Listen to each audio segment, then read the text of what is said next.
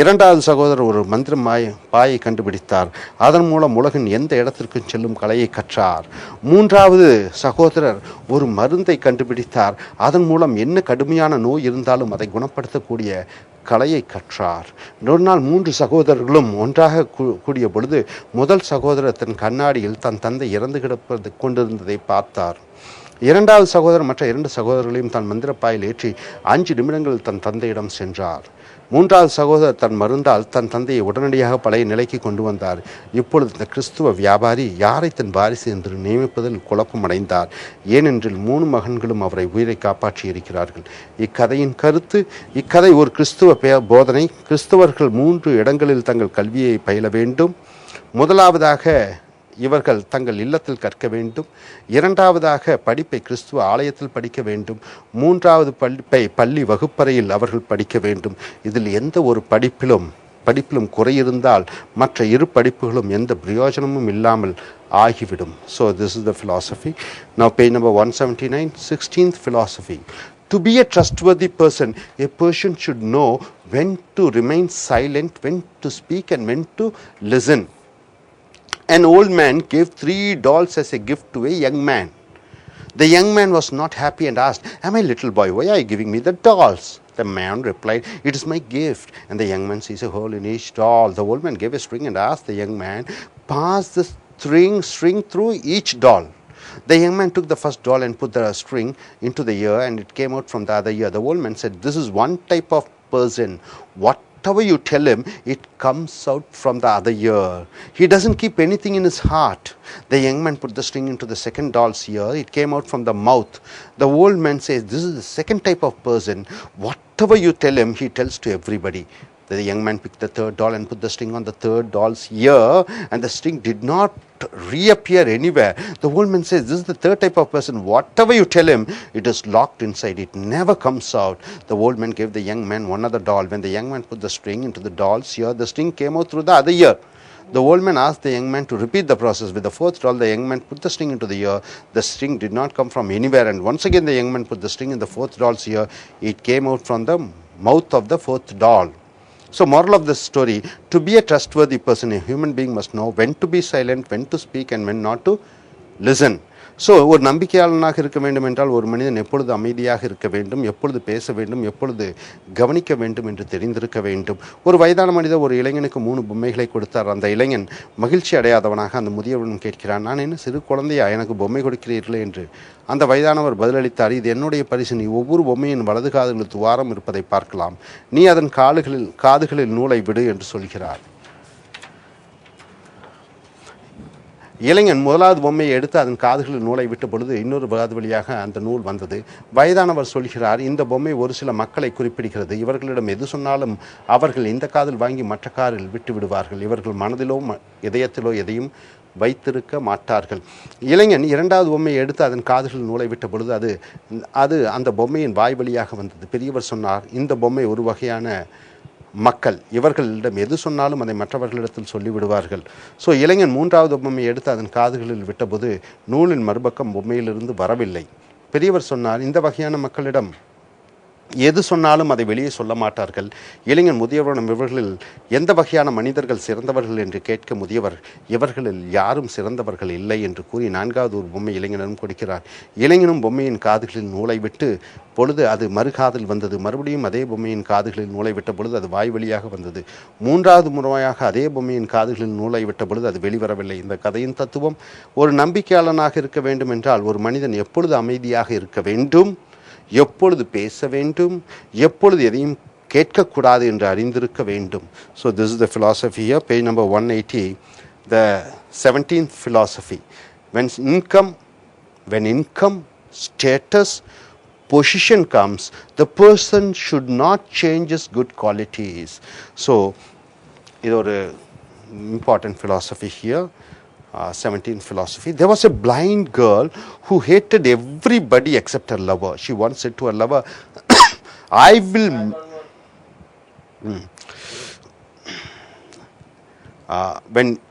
17th philosophy, when income, status and position comes, the person shouldn't change his good qualities. There was a blind girl who hated everybody except her lover. She once said to her lover, "I will marry you if I could see." One day somebody donated their eye to her and now she could see everybody including her lover. She was shocked that her lover is blind and refused to marry him. The boy went crying and wrote a letter to her saying that he was the person who donated the eyes to her and asked her to take care of his eyes. This is what the human beings are. The heart, mind and thinking changes when the person's status changes.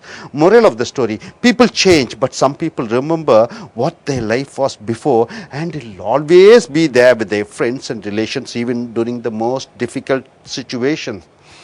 Before insulting others through words, first think of someone who cannot speak.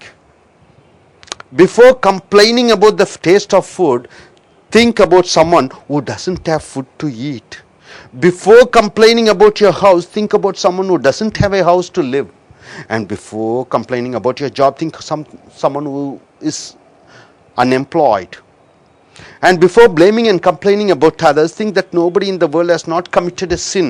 So be generous and have good qualities in you. Before complaining about your partner, think about person who lives a lonely life. So வருமானம் தகுதி மேலும் தகுதிகள் மாறும் பொழுது மனிதர்களுடைய நல்ல குணங்கள் மாறக்கூடாது. ஒரு கண் தெரியாத பெண் இருந்தால் அவள் தன் காதலனை தவிர அனைவரையும் வெறுத்தால், ஒருமுறை தன் காதலனிடம் எப்பொழுது நான் உன்னை பார்க்கிறேனோ அப்பொழுதுதான் நான் உன்னை திருமணம் செய்வேன் என்று கூறினாள். ஒரு நாள் யாரோ ஒருவர் அவளுக்கு கண் தானம் செய்தார்கள். இப்பொழுது அவளால் காதலன் உட்பட அனைவரையும் பார்க்க முடிகிறது. அவள் தன் கண்களால் பார்த்த பொழுது தன் காதலன் கண் பார்வை இல்லாதவனாக இருப்பதை அறிகிறாள். அதனால் அதிர்ச்சிட்டு அவளை திருமணம் செய்ய முடியாது என்று கூறிவிடுகிறாள். காதலன் அழுது கொண்டே அவளிடம் விடைபெற்று அவளுக்கு ஒரு கடிதம் எழுதுகிறான். அதில் அவள் பார்க்கும் கண்கள் தான் தியாகம் செய்த கண்கள், அதை நன்றாக கவனித்துக் கொள்ளும்படி கேட்டுக்கொள்கிறாள். இந்த கண்கள் தெரியாமல் இருந்த பெண்ணின் குணம்தான் மனிதர்களுக்கு அதிகமாக இருக்கிறது. ஒருவருடைய தகுதிகள் வசதிகள் மாறும் பொழுது அவர்கள் தங்கள் நல்ல குணங்களை மாற்றிக்கொள்கிறார்கள். மக்கள் மாறுகிறார்கள். ஆனால் சிலர் வசதிகள் வந்தாலும் தங்களுடைய உறவினர்களுடனும் நண்பர்களுடனும் அதே போன்று பழகி கஷ்டமான நேரங்களில் உதவுகிறார்கள்.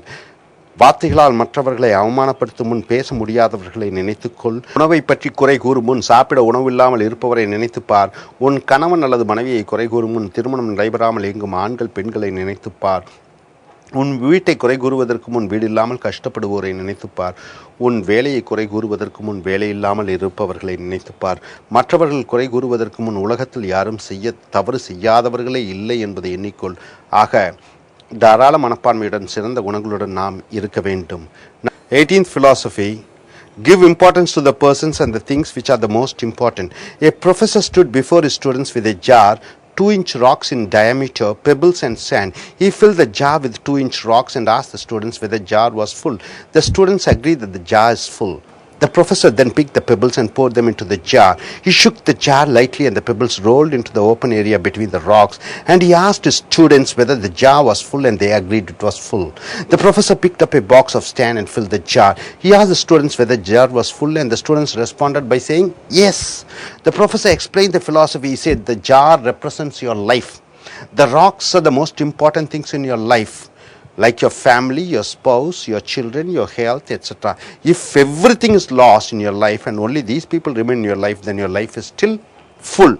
The pebbles are like your job, your car, your house, etc. The sand is everything else, like your hobbies, interests, drinking, smoking, etc.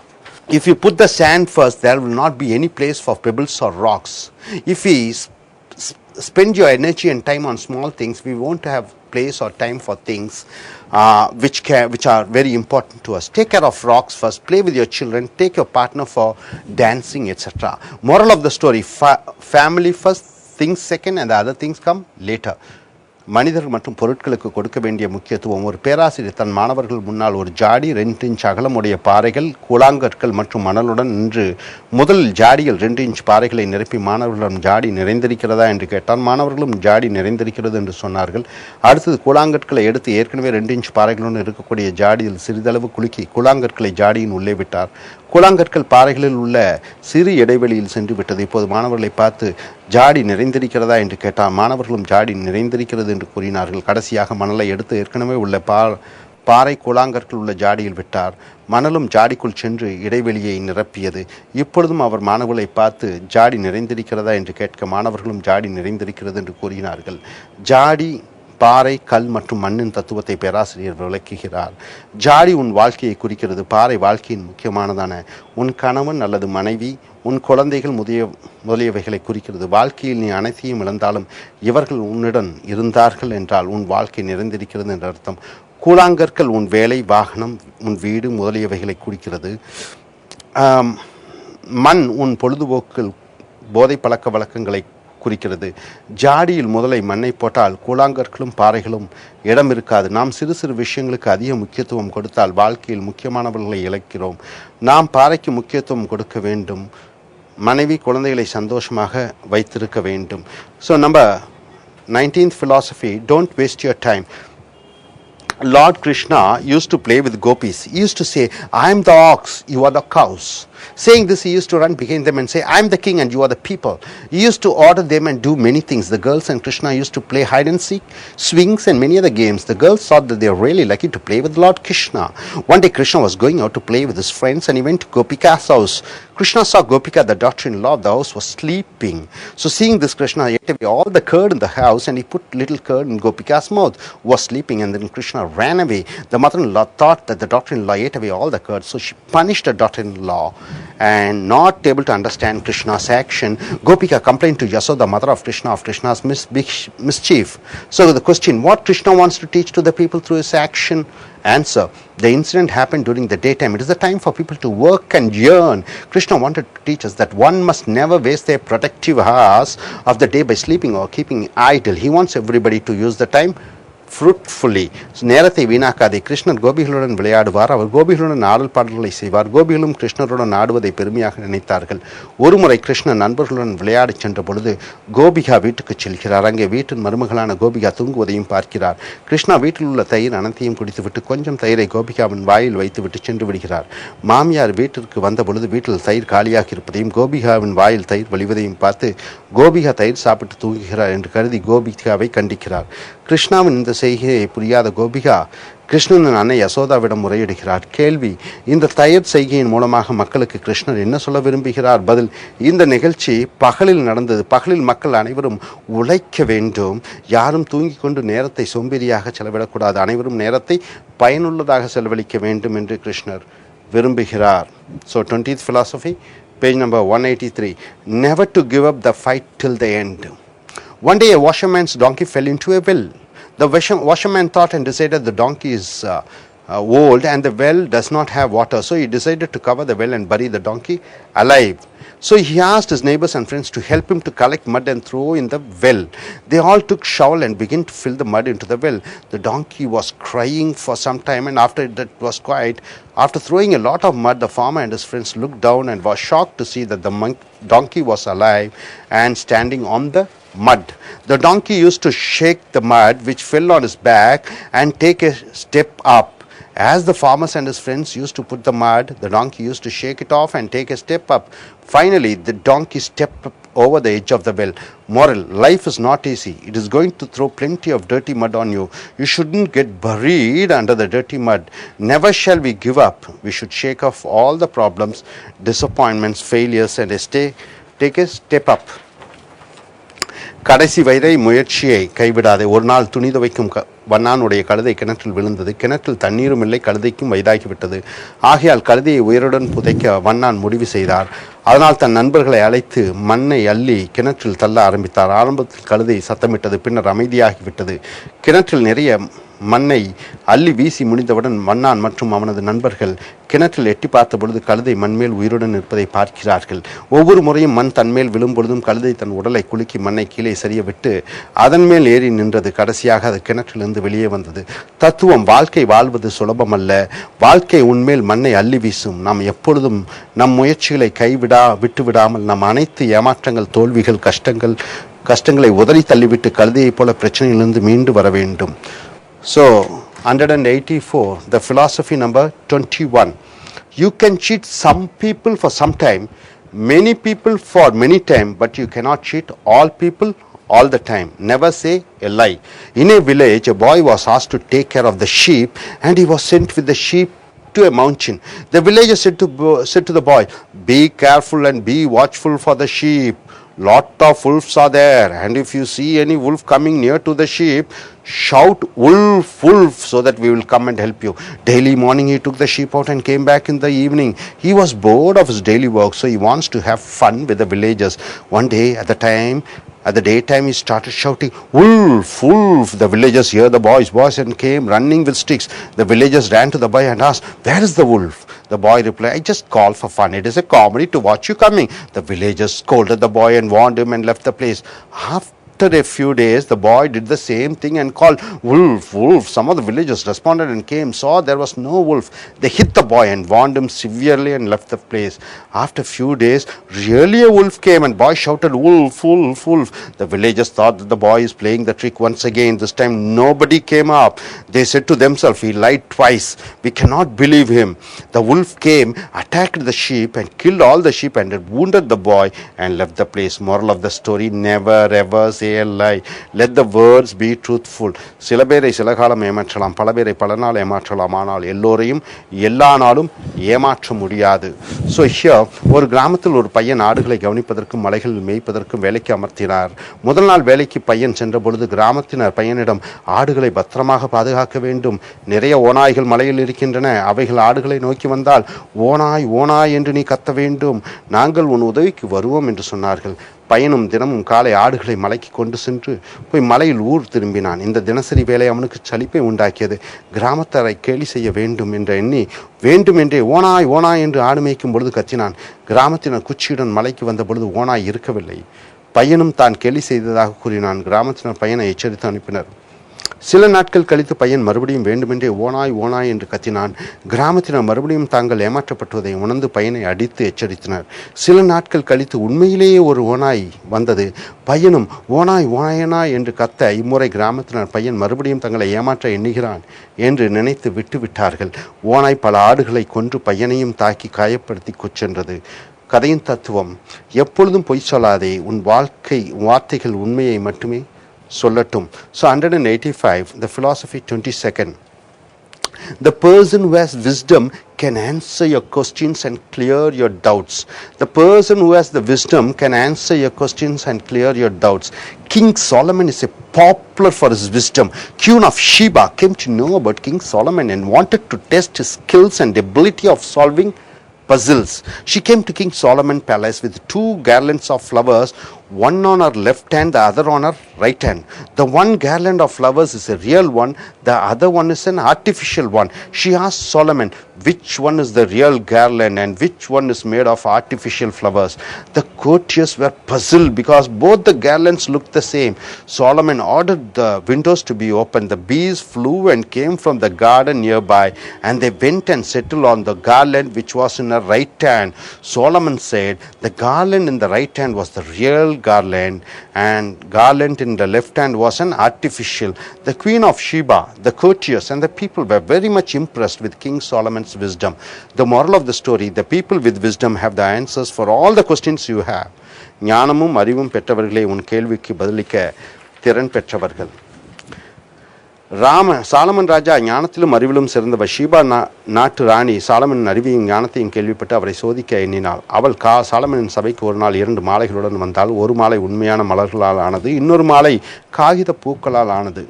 ஆனால் இரண்டும் பார்ப்பதற்கு ஒரே மாதிரியாக இருந்தது. அவள் சபையில் சாலமனிடம், "இதில் எந்த மாலை உண்மையான மாலை என்று சொல்லுங்கள்" என்று கேட்டாள். அவையில் இருந்தவர்கள் இதை ஆவலுடன் பார்த்தார்கள். சாலமன் தன் சபையில் உள்ள ஜன்னல்கள் அனைத்தையும் திறக்கும்படி சொன்னார். ஜன்னல்கள் இருந்து தேனீக்கள் உண்மையான மலர்கள் மேல் வந்து உட்கார்ந்து கொண்டது. சாலமன் ஷீபா ராணியின் வலது கையில் இருக்கும் மலர் மாலை உண்மையான மாலை என்றும், இடது கையில் இருப்பது காகித மாலையும் என்றும் சொன்னார். அவையோரும் ஷீபாவும் மகிழ்ச்சியுற்றனர். தத்துவம்: ஞானம் உள்ளவர்களிடம் அனைத்து கேள்விகளுக்கும் பதில் உள்ளது. So page number 186, 23rd philosophy. So your good actions will save you at the time of your problem. A slave runs away from his master because of his master's cruel treatment. He ran to a forest and hid himself in a cave. That night a lion came into a cave with a roar and was shouting in pain. There was a big thorn on its paw. The slave removed the big thorn from the paw of the lion. The lion wagged its tail to show it is friendly with the man. The lion and the man became very close friends. After a few months, the slave felt homesick and he went back his town and to meet his family members. The master caught the slave and the slave was handed to the judge, who ordered the slave to be thrown to the lion. Lakhs of people came to the ground to watch the lion killing the slave. The slave was brought to the ground and was now the lion rushed to attack the man. The lion, after seeing the slave, it kneeled down and started licking the feet of the slave. It was the same lion which the man helped in the cave. The minister was surprised. The people were astonished to see the huge lion falling at the feet of the slave. The minister heard the incidents from the slave. He gave freedom to the slave and presented the lion to the slave. So the moral of the story, if you have the helping tendency to help others, then during your bad times all your good actions will be rewarded. So உன் நல்ல செய்கைகள் உன் ஆபத்து காலங்களில் உதவும். ஒரு அடிமை தன் முதலாளியின் கொடுமை தாங்காமல் காட்டுக்கு ஓடிச் சென்று ஒரு குகையில் வாழ்கிறான். ஒரு நாள் இரவு ஒரு சிங்கம் அந்த குகைக்கு கர்ஜனையுடனும் வலியுடனும் வருகிறது. அதன் கால்களில் ஒரு பெரிய முள் குத்தியதால் வலியில் துடித்துக் கொண்டிருந்தது. அடிமை மனிதன் அந்த முள்ளை எடுத்து சிங்கத்தை காப்பாற்றுகிறான். அது முதற்கொண்டு சிங்கமும் அடிமை மனிதனும் நண்பர்களாகிவிட்டனர். சில நாட்கள் கழித்து அடிமை மனிதனுக்கு அவன் ஊர் ஞாபகம் வருகிறது. ஆகையால் காட்டில் இருந்து ஊருக்கு வருகிறான். அவனை பார்த்து அவன் பழைய முதலாளி அடிமையை பிடித்து நீதிபதியிடம் நிறுத்துகிறான். நீதிபதி அடிமையை சிங்கத்திற்கு பலி கொடுக்கும்படி தீர்ப்பு கூறுகிறார். ஒரு நாள் லட்சக்கணக்கான மனிதர்கள் கூடும் இடத்தின் மைதானத்தில் அடிமையை சிங்கத்திடம் காவலாளிகள் விடுகின்றன. சிங்கம் அடிமையை பார்த்து அவன் காலடியில் வணங்கி அவனுடன் விளையாடுகிறது. இந்த சிங்கம் தான் அடிமை மனிதனால் முல்லை எடுத்து காப்பாற்றப்பட்ட சிங்கம். இதை கேள்விப்பட்ட மந்திரி அடிமைக்கு சுதந்திரம் அளிக்கிறார். தத்துவம்: உனக்கு உதவி செய்யக்கூடிய மனப்பான்மை இருந்தால் நீ உதவி செய்ததால் கிடைத்த நல்ல காரியங்கள் உன் கஷ்ட காலத்தில் உதவும்.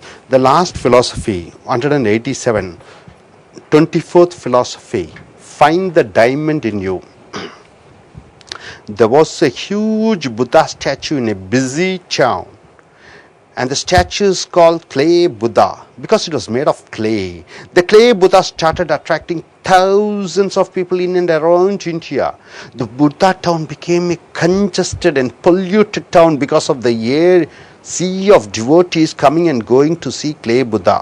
The government decided to shift the Buddha statue to the suburbs of the city so that they can avoid the mad rush of the people.